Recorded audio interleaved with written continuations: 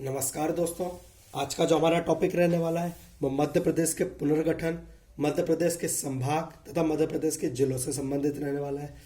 मध्य प्रदेश का पुनर्गठन एक ऐसा टॉपिक है जिससे एमपीपीएससी फ्रिक्वेंटली क्वेश्चन पूछ रहा है। एमपी सिविल जज में भी इससे क्वेश्चन आए हुए हैं, तो ये एक बहुत इंपॉर्टेंट टॉपिक रहने वाला है।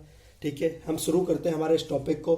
सबसे पहला जो क्वेश्चन पूछे जाने के चांसेस है वो ये है कि मध्य प्रदेश में कितने अंतर्वर्ती जिले हैं। क्वेश्चन में आपको लिखा जाएगा अंतर्वर्ती जिले। ठीक है सर, अंतर्वर्ती जिले कौन से होते हैं? अंतर्वर्ती जिले वह जिले होते हैं जिनकी सीमा किसी अन्य राज्य से टच नहीं करती या जिनकी सीमा किसी दूसरे राज्य को नहीं छूती है। ऐसे मध्य प्रदेश में 18 जिले हैं। कितने? 18 जिले हैं। याद रखिएगा, बहुत महत्वपूर्ण क्वेश्चन है कि मध्य प्रदेश में कितने अंतर्वर्ती जिले हैं या मध्य प्रदेश में ऐसे कितने जिले हैं जिनकी सीमा दूसरे राज्य के साथ नहीं टच होती है। तो ऐसे 18 जिले हैं। तो सर कितने जिलों की सीमा दूसरे राज्यों के साथ टच होती है? तो 34 जिलों की ऐसी सीमा है जो दूसरे राज्यों के साथ टच होती है। याद रखिएगा, 34 ऐसे जिले हैं जिनकी सीमा दूसरे राज्य के साथ टच होती है। ठीक है, अब हम देखते हैं मध्य प्रदेश का पुनर्गठन। मध्य प्रदेश का पुनर्गठन आपको समझना पड़ेगा। मध्य प्रदेश के अगर हम पुनर्गठन की बात कर रहे हैं तो हम किस टॉपिक की बात कर रहे हैं, किस चीज की बात कर रहे हैं? तो भारत को आज़ादी मिल गई थी 1947 में। ठीक है, पर मध्य प्रदेश का जो पुनर्गठन हुआ है वो 1956 में हुआ है। तो इसके बीच जो स्थिति रही है उसके बारे में हम बात कर रहे हैं। इसके बीच जो स्थिति रही है उसके बारे में हम बात कर रहे हैं। ठीक है, तो मध्य प्रदेश की स्थिति क्या थी 1947 से लेकर 1956 तक। ठीक है, भारत को आज़ादी मिलने के साथ ही मध्य प्रदेश को 3 भागों में विभाजित किया गया था। 3 कौन से भाग? पार्ट ए, पार्ट बी और पार्ट सी। ठीक है, पार्ट ए, पार्ट बी और पार्ट सी। ठीक है, पार्ट ए में जो था सेंट्रल प्रोविंस तथा बरार वाला क्षेत्र था। सर सेंट्रल प्रोविंस और बरार वाले क्षेत्र का निर्माण कब हुआ था? सेंट्रल प्रोविंस और बरार वाले क्षेत्र का निर्माण 1853 में अंग्रेजी शासन के द्वारा किया गया था। ठीक है, मैं आपको एक रफ मैप के द्वारा समझाने की कोशिश करता हूं।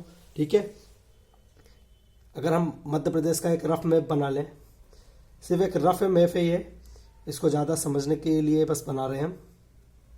ठीक है, ये एक मध्य प्रदेश का बिल्कुल रफ मैप है। ठीक है, तो जो हमारा पार्ट ए है वो हमारा ये वाला जो क्षेत्र था। ठीक है, ये था सेंट्रल प्रोविंस और बरार, सेंट्रल प्रोविंस और बरार वाला क्षेत्र था। ठीक है सर, हमारा पार्ट बी मध्य भारत या मालवा यूनियन। तो पार्ट बी मध्य भारत या मालवा यूनियन इस क्षेत्र को कहते हैं। पार्ट बी मध्य भारत या मालवा यूनियन इस क्षेत्र को कहते हैं। और part C, sir part C जो हमारा था ये क्षेत्र था, रीवा जो राज्य था ये क्षेत्र था। ठीक है, पार्ट ए सेंट्रल प्रोविंस और बरार, पार्ट बी मध्य भारत और मालवा यूनियन और पार्ट सी बिंद वाला क्षेत्र। ये मध्य प्रदेश के एक रफ मैप के द्वारा मैंने आपको बताने की कोशिश करी है। इसके बीच में हमारा भोपाल राज्य भी था। ठीक है, इसके बीच में हमारा भोपाल राज्य भी था। अब हम इसको समझने की कोशिश करते हैं कैसा था।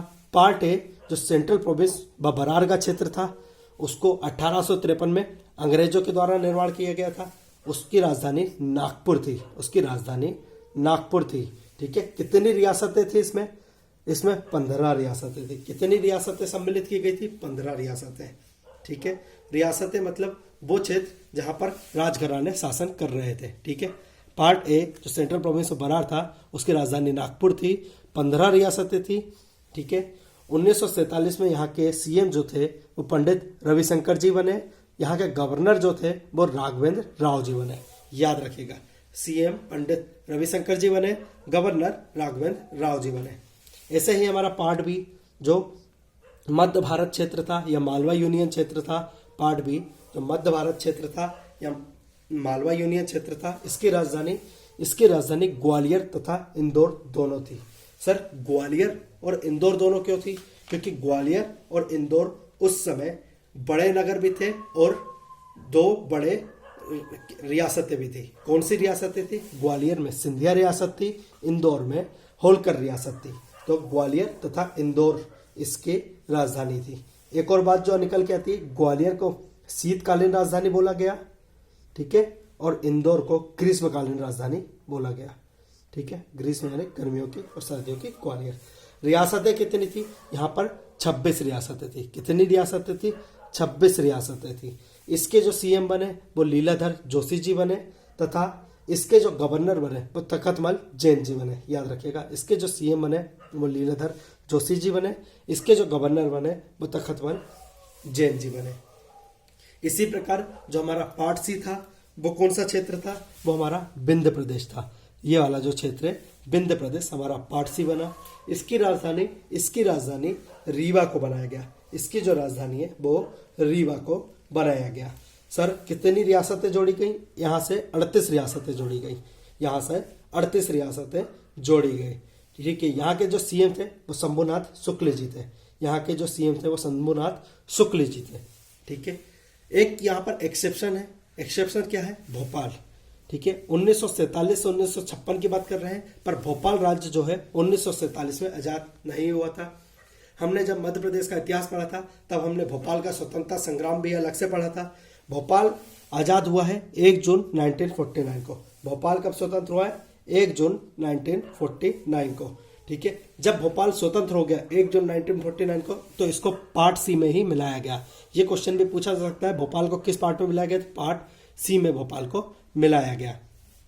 मोहम्मद हमीदुल्लाह यहाँ के प्रमुख थे और शंकर दयाल शर्मा जी यहाँ के मुख्यमंत्री बने। तो भोपाल राज्य के प्रथम मुख्यमंत्री शंकर दयाल शर्मा जी थे, याद रखिएगा। अब हम देखते हैं 1956 में राज्य पुनर्गठन आयोग का निर्माण हुआ था। राज्य पुनर्गठन आयोग का निर्माण जो हुआ था वो फजल अली की अध्यक्षता में हुआ था। किसकी अध्यक्षता में हुआ था, फजल अली जी की अध्यक्षता में हुआ था, याद रखिएगा। और फजल अली की जो समिति थी उसने क्या सिफारिशें करी थी, उसने जो सिफारिश करी थी उसके हिसाब से पार्ट ए के 8 जिले जो मराठी भाषी थे, पार्ट ए के 8 जिले जो मराठी भाषी थे, वो विदर्भ जो क्षेत्र था जिसको विदर्भ बोलते हैं वो महाराष्ट्र में मिला दिया गया। पार्ट बी में सिरोंज जो तहसील थी वो विदिशा को मिलाई गई। सिरोंज तहसील जो राजस्थान के पास थी वो विदिशा में मिलाई गई। तथा सुनेला टप्पा जो मंदसौर की एक तहसील थी, सुनेला टप्पा जो मंदसौर की एक तहसील थी वो राजस्थान को दी गई, याद रखिएगा। सिरोंज जो तहसील थी जो राजस्थान की थी उसको विदिशा में मिलाया गया और जो सुनेला टप्पा था उसको राजस्थान राज्य को दिया गया, याद रखिएगा। ये बहुत महत्वपूर्ण है। सिरोंज राजस्थान से लेकर विदिशा में मिलाई गई, सुनेला टप्पा राजस्थान को दिया गया। पार्ट सी बिना परिवर्तन के शामिल किया गया। क्वेश्चन ये पूछा जा सकता है कि मध्य प्रदेश में कौन से पार्ट को बिना किसी परिवर्तन के शामिल किया गया, तो पार्ट सी को बिना किसी परिवर्तन के शामिल किया गया था। ठीक है, याद रखिएगा। कितने जिले हो गए थे हमारे पास, 43 जिले हो गए थे। 1956 में राज्य पुनर्गठन आयोग जो बना था फजल अली की अध्यक्षता में, उसमें तीनों पार्टों को मिलाया था कुछ कुछ कंडीशंस के साथ। ठीक है, पार्ट ए से 8 जिले विदर्भ जो था क्षेत्र वो महाराष्ट्र को दे दिया गया। पार्ट बी में सिरोंज विदिशा में मिलाया गया, सुनेला टप्पा राजस्थान में मिलाया गया और पार्ट सी को हूबहू मध्य प्रदेश में शामिल किया गया। इस हिसाब से 1956 में मध्य प्रदेश के पास 43 जिले हो गए थे। कितने जिले हो गए थे, 43 जिले, 43। ठीक है, आगे हम चलते हैं। आगे क्या हुआ, आगे हुआ 1972 में 26 जनवरी 1972 में 2 जिले का निर्माण किया गया। किन 2 जिलों का निर्माण किया गया, तो याद रखिएगा भोपाल तथा राजनांदगांव। भोपाल का निर्माण सीहोर से किया गया, याद रखिएगा। भोपाल का निर्माण सीहोर से किया गया। पहले जो भोपाल था वो सीहोर की तहसील हुआ करता था। 1956 में भोपाल मध्य प्रदेश की राजधानी जरूर बन गया था, पर अपने आप में जिला 1972 में बना है, याद रखिएगा। भोपाल जिला बना है 1972 में। ठीक है, तो 1972 में 2 जिलों का निर्माण भोपाल तथा राजनांदगांव का करा गया। ठीक है, इसके बाद जो हम देखते हैं वो है 25 मई 1998 को। 25 मई 1998 को 10 जिलों का गठन किया गया। ठीक है, जिला पुनर्गठन आयोग की सिफारिश पर। 1982 में जिला पुनर्गठन आयोग बना था। कौन सा, जिला पुनर्गठन आयोग, किसकी अध्यक्षता में, बी.आर. दुबे की अध्यक्षता में। किसकी अध्यक्षता में, बी.आर. दुबे की अध्यक्षता में। बी.आर. दुबे की जो सिफारिशें आई थी वो लागू कब करी गई, वो 1998 में। 25 मई 1998 को मध्य प्रदेश में 10 जिलों का निर्माण किया गया। ठीक है, 10 में से 4 जिलों जो है मध्य प्रदेश के पास है। कौन कौन से जिले, बड़वानी बनाया गया खरगोन से, श्योपुर बनाया गया मुरैना से, कटनी बनाया गया जबलपुर से, डिंडोरी बनाया गया मंडला से। ठीक है, याद रखिएगा, बहुत महत्वपूर्ण है। बड़वानी बनाया गया खरगोन से, श्योपुर बनाया गया मुरैना से, कटनी बनाया गया जबलपुर से और डिंडोरी बनाया गया मंडला से। यह हुआ 25 मई 1998 को। ठीक है, फिर 1998 में एक और जिला पुनर्गठन आयोग बना। वो किसकी अध्यक्षता में ना? एम.एस. सिंहदेव की अध्यक्षता में एक और जिला पुनर्गठन आयोग का निर्माण किया गया। उसकी जो सिफारिश हुई उसके हिसाब से 6 जिले बनाए गए। उन 6 जिलों में मध्य प्रदेश में कितने हैं? उन 6 जिलों में मध्य प्रदेश में वर्तमान में 3 जिले हैं। तो सर कौन से 3 जिले हैं? उमरिया बना शहडोल से, हरदा बना होशंगाबाद से और नीमच बना मंदसौर से। याद रखिएगा 10 जून 1998 को शहडोल से उमरिया बना, होशंगाबाद से हरदा बना और मंदसौर से नीमच बना। ठीक है, बहुत महत्वपूर्ण है, बहुत ज्यादा महत्वपूर्ण है ये। याद रखिएगा जिलों का जो पुनर्गठन हुआ है एक बहुत महत्वपूर्ण टॉपिक है। ठीक है, इसके बाद 31 अक्टूबर 2000 को मध्य प्रदेश और छत्तीसगढ़ का विभाजन हुआ। माना जाता है 1 नवंबर को, पर मध्य प्रदेश छत्तीसगढ़ का विभाजन 31 अक्टूबर 2000 को हो गया था। पर आंसर अगर क्वेश्चन में आएगा तो 1 नवंबर 2000 को ही माना जाएगा। 1 नवंबर 2000 को 2 नए राज्य अस्तित्व में आए, मध्य प्रदेश और छत्तीसगढ़।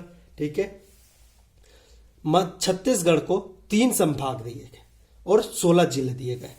मध्य प्रदेश से काटकर 3 संभाग तथा 16 जिले छत्तीसगढ़ राज्य को दिए गए। सर कौन सा संविधान संशोधन था? 84वां संविधान संशोधन था। कौन सा संविधान संशोधन था?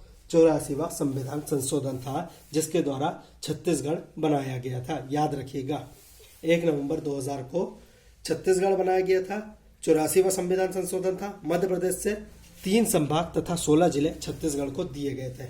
ठीक है, बच्चे कंफ्यूज ना हो इसलिए मैं पूरे देश की बात नहीं कर रहा, हम मध्य प्रदेश पे ओरिएंटेड रहते हैं। बट 2000 में ही झारखंड तथा उत्तराखंड का भी निर्माण किया गया था। याद रखिएगा छत्तीसगढ़ के साथ झारखंड तथा उत्तराखंड का भी निर्माण किया गया था। झारखंड का निर्माण बिहार से किया गया था, उत्तराखंड का निर्माण उत्तर प्रदेश से किया गया था। बट हमें मध्य प्रदेश ओरिएंटेड पढ़ना है, इसलिए हम सिर्फ मध्य प्रदेश के जीके को पढ़ेंगे। फिर कुछ और नए जिलों की जरूरत पड़ी कि कुछ और जिले बनाए जाएं, तो 15 अगस्त 2003 को 3 नए जिले बनाए गए। 15 अगस्त 2003 को 3 नए जिले बनाए गए। ठीक है, 1 नवंबर 2000 में जब छत्तीसगढ़ बन गया था तब हमारे पास कितने जिले रह गए थे? तब हमारे पास रह गए थे 45 जिले, 45 जिले रह गए थे। तब हमारे पास कितने जिले रह गए थे? 45 जिले रह गए थे। ठीक है, तो अभी और जिलों की जरूरत मध्य प्रदेश को समझ में आई या पड़ी, तो 15 अगस्त 2003 को 3 नए जिले बनाए गए। कौन कौन से? गुना से बनाया गया अशोकनगर, खंडवा से बनाया गया बुरहानपुर और शहडोल से बनाया गया अनूपपुर। याद रखिएगा शहडोल से बना अनूपपुर, खंडवा से बना बुरहानपुर और गुना से बना अशोकनगर। गुना से अशोकनगर, खंडवा से बुरहानपुर, शहडोल से अनूपपुर। ठीक है, अब हमारे पास टोटल हो गए थे 48 जिले। याद रखिएगा 17 मई 2008 को एक और जिले का निर्माण किया गया। झाबुआ से बनाया गया अलीराजपुर। झाबुआ से बनाया गया अलीराजपुर। तो जो अलीराजपुर है वो हमारा 49वां जिला है। याद रखिएगा ये क्वेश्चन भी पूछे जाते हैं आखिरी के कुछ जिलों में, सीक्वेंस भी याद रखिएगा। अलीराजपुर 49 नंबर का जिला था। 24 मई 2008 को सीधी से बनाया गया सिंगरौली, यह हमारा 50वां जिला हुआ। सीधी से बनाया गया सिंगरौली, यह हमारा 50वां जिला हुआ। 15 अगस्त 2013 को शाजापुर से बनाया गया आगर। शाजापुर से बनाया गया आगर, यह हमारा 51वां जिला हुआ। शाजापुर से जो बनाया गया आगर, यह हमारा 51वां जिला हुआ। और हमारा जो 52वां जिला है और जो सबसे रिसेंट जिला है वो कौन सा जिला है? तो 52वां और जो सबसे रिसेंट जिला है वो हमारा है 1 अक्टूबर 2018 को निर्मित टीकमगढ़ से निवाड़ी। जो निवाड़ी जिला है वो हमारा सबसे रिसेंट जिला है, सबसे नया जिला है, जो टीकमगढ़ जिले से बनाया गया है 1 अक्टूबर 2018 को। ठीक है, आई होप आपको पूरे जिला पुनर्गठन समझ में आया होगा, राज्य पुनर्गठन समझ में आया होगा। एक बहुत इंपॉर्टेंट टॉपिक है जिसको मैंने कवर कराने की कोशिश की है। आज के हमारे वीडियो में हम यहीं तक रखते हैं। ठीक है, मुझे लग रहा है कि फैक्ट बहुत ज्यादा हो गए हैं, तो इन फैक्टों को समझने के लिए आज हम वीडियो को यहीं खत्म करते हैं। जो संभाग और जिले वाला पार्ट था उसको हम नेक्स्ट वीडियो में करेंगे, क्योंकि ये जो फैक्ट है ये बहुत इंपॉर्टेंट है, उनको याद रखना। थोड़ा कंफ्यूजिंग हो जाएगा अगर हम इस वीडियो को लंबा रखते हैं।